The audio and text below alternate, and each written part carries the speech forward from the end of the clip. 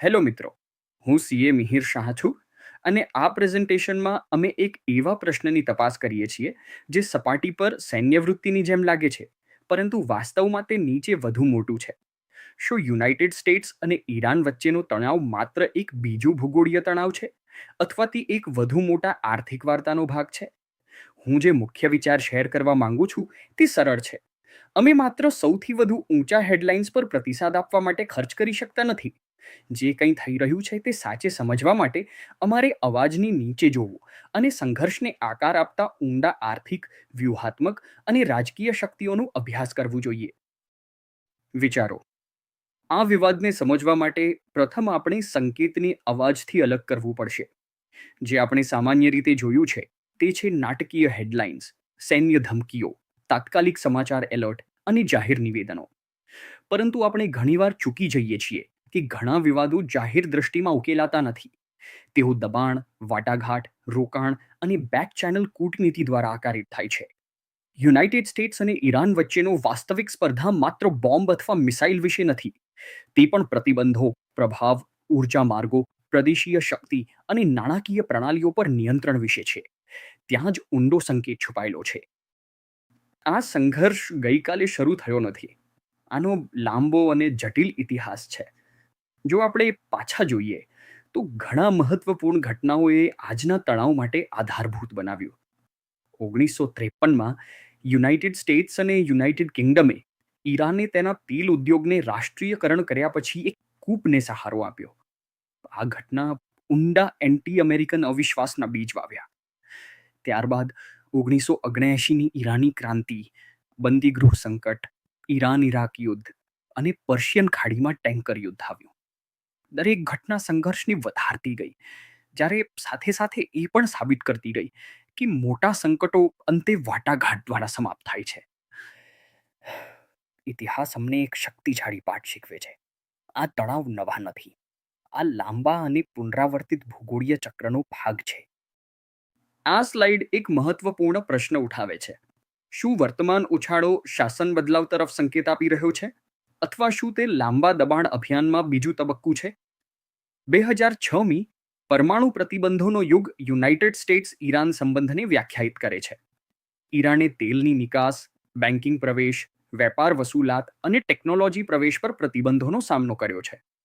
જવાબમાં તેને barter system, વૈકલ્પિક વેપાર ચેનલ, પ્રદેશીય ભાગીદારી અને નોન ડોલર વ્યવહારો દ્વારા અનુકૂળતા કરી છે.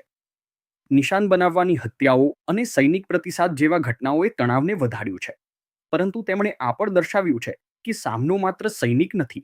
આ આર્થિક યુદ્ધ છે, જેમાં સમયાંતરે સૈનિક સંકેત આપવામાં આવે છે.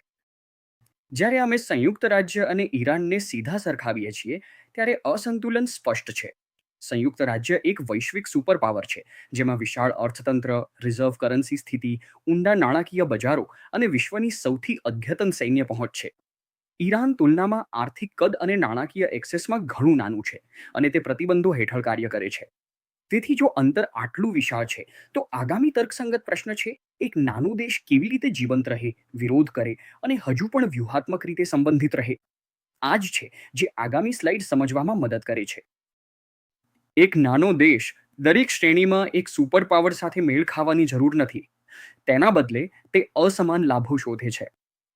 ઈરાનની શક્તિ ભૂગોળ, પ્રાદેશીય નેટવર્ક, મિસાઇલ ક્ષમતાઓ, ભૂગર્ભ માળખા અને પ્રોક્સી પ્રભાવમાં છે. તેની પહાડીઓની ભૂમિ અને ઊંડા સ્થિતિબદ્ધ સુવિધાઓ સીધી સૈનિક વિક્ષેપને વધુ મુશ્કેલ અને ખર્ચાળ બનાવે છે. તેની સૈનિક વ્યૂહરચના પરંપરાગત પ્રભુત્વના આસપાસ નથી બાંધવામાં આવી, પરંતુ સહનશક્તિ, વિક્ષેપ અને વ્યૂહાત્મક રોકાણના આસપાસ છે. સરળ શબ્દોમાં, ઈરાન વૈશ્વિક સ્તરે યુનાઇટેડ સ્ટેટ્સને પાછળ છોડવા માટે સમર્થ નથી, પરંતુ તે સામનો કરવા માટેનો ખર્ચ એટલો વધારી શકે છે કે તે સાવધાની અને ચર્ચાને ફરજ પાડે છે. જિજ્ઞાસુ: દુનિયાને આ સંઘર્ષ વિશે કેમ ચિંતા કરવી જોઈએ? જવાબ છે હોર્મઝનો નારો. આ સંકુચિત જળમાર્ગ વિશ્વના સૌથી મહત્વના ઊર્જા ચોકપોઇન્ટ્સમાંનું એક છે, જેમાં વૈશ્વિક તેલ વેપારનો લગભગ 1/5 ભાગ પસાર થાય છે. જો અહીં તણાવ વધે છે, તો અસર સ્થાનિક નથી, ગંભીર. તે ઝડપથી ઇંધણના ભાવ, શિપિંગ ખર્ચ, મોંઘવારી અને વિશ્વભરમાં બજારની સ્થિરતાને અસર કરી શકે છે. વૈકલ્પિક વિકલ્પો સિદ્ધાંતમાં છે, પરંતુ વ્યવહારમાં તેઓ મર્યાદિત, મોંઘા અને હોર્મઝને સંપૂર્ણપણે બદલી નાખવા માટે પૂરતા નથી. આ જ કારણ છે કે અહીંનો કોઈ પણ પ્રાદેશીય સંઘર્ષ ખૂબ જ ઝડપથી વૈશ્વિક આર્થિક મુદ્દો બની શકે છે. આ સ્લાઇડ ચર્ચાને સંખ્યાઓમાં લાવે છે. જ્યારે ભૂગોળીય સંઘર્ષ તીવ્ર થાય છે, ત્યારે વૈશ્વિક માલસામાન ઘણી વખત ભાષણો અને નીતિઓને પહોંચી વળ્યા પહેલા પ્રતિસાદ આપે છે. તેલના ભાવ પ્રથમ ઊંચા થાય છે, કારણ કે બજારો તરત જ પુરવઠાના જોખમને મૂલ્યાંકન કરે છે. સોનાનો ભાવ ઘણી વખત વધે છે, કારણ કે રોકાણકારો માન્ય સુરક્ષાની તરફ આગળ વધે છે. શિપિંગ અને વીમા ખર્ચ પણ વધારી શકે છે, કારણ કે અનિશ્ચિતતા વેપાર માર્ગો પર ફેલાય છે. મુખ્ય પાઠ એ છે કે માલસામાન ઘણી વખત એક પ્રારંભિક ચેતવણી પ્રણાલી તરીકે કાર્ય કરે છે. તે અમને જણાવે છે કે બજારો સંઘર્ષને કેટલું ગંભીરતાથી લઈ રહ્યા છે. ક્યારેક તો રાજકીય નેતાઓ ખુલ્લેઆમ જોખમના કદને માન્યતા આપતા પહેલા. સંબંધિત પ્રતિબંધો હોવા છતાં ચીન જટિલ વેપાર માળખાઓ દ્વારા ઈરાની તેલ ખરીદતા રહે છે. વધારાના પ્રમાણમાં આ વ્યવહારો યુએસ ડોલરને બાયપાસ કરે છે. યુઆન આધારિત ચૂકવણી વેપાર મિકેનિઝમ કરતાં વધુનું પ્રતિનિધિત્વ કરે છે. આ ડોલરની વૈશ્વિક પ્રભુત્વ માટે એક વ્યાપક વ્યૂહાત્મક પડકારને દર્શાવે છે. આ એક પ્રદેશીય સંઘર્ષને આંતરરાષ્ટ્રીય નાણાકીય ભવિષ્ય વિશેની વધુ મોટી વાર્તામાં ફેરવે છે. આ વિવાદને ફક્ત ઈરાન અને યુનાઇટેડ સ્ટેટ્સને જોતા સમજવા માટે શક્ય નથી. અન્ય ઘણા ખેલાડીઓ મહત્વના છે, જેમાં ઇઝરાયેલ, ગલ્ફ દેશો, ચીન, રશિયા અને વૈશ્વિક ઉર્જા ગ્રાહકોનો સમાવેશ થાય છે. દરેકના અલગ અલગ હિતો છે. કેટલાક નાબૂદ કરવા માંગે છે, કેટલાક તેલના બજારોમાં સ્થિરતા માંગે છે, કેટલાક યુએસના પ્રભાવને કમજોર કરવા માંગે છે. અન્ય લોકો સંપૂર્ણપણે વિશાળ પ્રાદેશીય યુદ્ધ ટાળવા માંગે છે. આથી પરિસ્થિતિ અત્યંત જટિલ બની જાય છે. એક જ ઘટના સપાટી પર દ્વિપક્ષીય જણાય છે, પરંતુ વાસ્તવમાં તે વધુ મોટા ગઠબંધનો, વિરોધ ભાવનાઓ અને આર્થિક નિર્ભરતાનું જાળામાં બેસે છે. આ જ કારણ છે કે ભૂગોળીય વિવાદો ઘણીવાર વૈશ્વિક બજારની ઘટનાઓમાં ફેરવાઈ જાય છે. આ સમયે એક વ્યાવસાયિક પ્રશ્ન ઉદ્ભવે છે. જો તણાવ એટલો ગંભીર છે, તો સંપૂર્ણ પાયે યુદ્ધ હજુ પણ શા માટે મર્યાદિત રહે છે? કારણ છે ખર્ચ. એક મોટું યુદ્ધ ફક્ત સૈન્ય દ્રષ્ટિકોણથી જ નહીં, પરંતુ આર્થિક, રાજકીય અને કૂટનૈતિક દ્રષ્ટિકોણથી પણ મોંઘું હશે.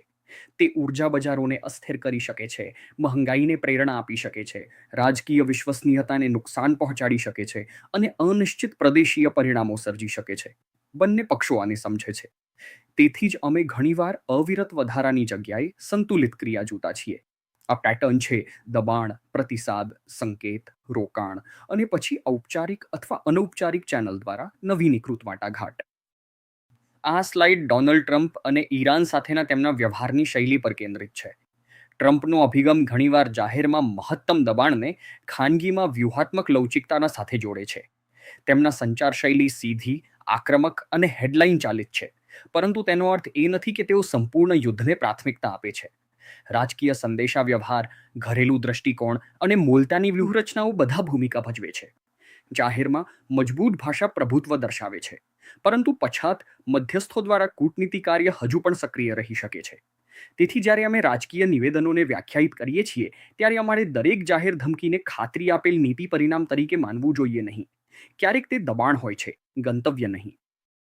શું યુએસના રાષ્ટ્રપતિ કોંગ્રેસની મંજૂરી વિના સંપૂર્ણ યુદ્ધ શરૂ કરી શકે છે? બંધારણ મુજબ જવાબ મર્યાદિત છે. કોંગ્રેસ પાસે યુદ્ધ જાહેર કરવાની શક્તિ છે, જ્યારે રાષ્ટ્રપતિ કેટલીક તાત્કાલિક પરિસ્થિતિઓમાં મુખ્ય કમાન્ડર તરીકે કાર્ય કરી શકે છે. યુદ્ધ શક્તિઓનું નિરાકરણ લાંબા સમય સુધી અનધિકૃત સૈન્ય સંલગ્નતા પર નિયંત્રણ લાવવા માટે કોંગ્રેસની મંજૂરીની જરૂરિયાત સાથે રચાયેલું હતું. વ્યાવહારિક રીતે રાષ્ટ્રપતિ મર્યાદિત ક્રિયા શરૂ કરી શકે છે, પરંતુ રાજકીય અને કાયદેસર આધાર વિના મોટા યુદ્ધને જાળવવું ખૂબ જ મુશ્કેલ બની જાય છે. તેથી બંધારણિક પ્રણાલી જલ્દી અનિયમિત વધારાને રોકવા માટે એક બ્રેક તરીકે કાર્ય કરે છે. આ સ્લાઇડ એક શક્તિશાળી પ્રશ્ન પૂછે છે. આર્થિક દુઃખદાયક સ્થિતિમાં પ્રથમ કોણ તૂટે છે? આધુનિક સંઘર્ષમાં યુદ્ધભૂમિ ફક્ત શારીરિક નથી, તે માનસિક, આર્થિક અને રાજકીય પણ છે. જે પક્ષ મોંઘવારી, પ્રતિબંધ, વિક્ષેપ અને જાહેર અસંતોષને લાંબા સમય સુધી સહન કરી શકે છે, તે ઘણીવાર વાટાઘાટોમાં લાભ મેળવે છે. ઈરાન માટે દુઃખદાયક સ્થિતિ પ્રતિબંધો, ચલણના દબાણ અને વેપારની મર્યાદાઓ દ્વારા આવે છે. યુનાઇટેડ સ્ટેટ્સ માટે દુઃખદાયક સ્થિતિ ઊર્જાના વધતા ભાવો, રાજકીય પ્રતિક્રિયા, વૈશ્વિક બજારના વિક્ષેપ અને વ્યૂહાત્મક વધારાના માધ્યમથી આવી શકે છે. તેથી વાસ્તવિક સ્પર્ધા ઘણીવાર કાગળ પર કોણ વધુ મજબૂત છે તે વિશે નથી, પરંતુ કોણ વધુ સમય સુધી દબાણ સહન કરી શકે છે તે વિશે છે. અહીં અમે સમજૂતીના મિકેનિક્સમાં પ્રવેશ કરીએ છીએ. યુદ્ધની એક ખર્ચ વક્રતા છે અને કૂટનીતિનું એક મર્યાદા છે. બંને પક્ષો માટે સામનો કરવાનો ખર્ચ વધતા જતા વાટાઘાટ કરવાનો પ્રોત્સાહન વધે છે. વિચારો, ઈરાનને પ્રતિબંધો, આર્થિક મર્યાદાઓ અને સ્થાનિક દબાણનો સામનો કરવો પડી રહ્યો છે. યુનાઇટેડ સ્ટેટ્સને રાજકારણ, મહંગાઈ, બજારની અસ્થિરતા અને આંતરરાષ્ટ્રીય ટીકા દ્વારા દબાણનો સામનો કરવો પડી રહ્યો છે જો તીવ્રતા વધારે થાય. અંતે બંને પક્ષો શોધી શકે છે કે નિયંત્રિત સમજૂતી સતત સંઘર્ષ કરતા સસ્તી છે. આ સામાન્ય રીતે કેવી રીતે ઘણા ભૂગોળીય ટકરાવ વિકસિત થાય છે. તેઓ મિત્રતા પર સમાપ્ત ન થાય, પરંતુ તેઓ ઘણીવાર સંપૂર્ણ યુદ્ધની બદલે સંચાલિત તણાવ તરફ આગળ વધે છે. તેથી રોકાણકારો અને વ્યવસાયો કેવી રીતે પ્રતિક્રિયા આપવી જોઈએ? પ્રથમ, શાંતિ રહેવું. બજારો ઘણીવાર અનિશ્ચિતતાને લાગણીપૂર્વક પ્રતિસાદ આપે છે, ખાસ કરીને જ્યારે હેડલાઇન્સ નાટકીય હોય. પરંતુ મજબૂત નિર્ણયો મૂળભૂત બાબતો પર આધારિત હોવા જોઈએ, પેનિક પર નહીં. મોંઘવારીના જોખમ, તેલના ભાવ, પુરવઠા શૃંખલાના પ્રભાવ અને ચલણની ગતિ પર નજર રાખવી મહત્વપૂર્ણ છે, પરંતુ તાત્કાલિક ભયને શાશ્વત નુકસાન સાથે ગલત સમજવા માટે નહીં. ઐતિહાસિક રીતે બજારો ઘણીવાર પુનઃપ્રાપ્તિ કરે છે જ્યારે સ્પષ્ટ થાય છે કે વિક્ષેપ મર્યાદિત છે અથવા વાટાઘાટો આગળ વધે છે. તેથી શ્રેષ્ઠ પ્રતિક્રિયા શિસ્તબદ્ધ વિચારધારા, કાળજીપૂર્વકના જોખમ વ્યવસ્થાપન અને સંવેદનશીલ અવાજને બદલે વાસ્તવિક આર્થિક સંકેતો પર ધ્યાન કેન્દ્રિત કરવું છે. આ સ્લાઇડ એક ખૂબ જ વ્યાવહારિક માળખું પ્રદાન કરે છે.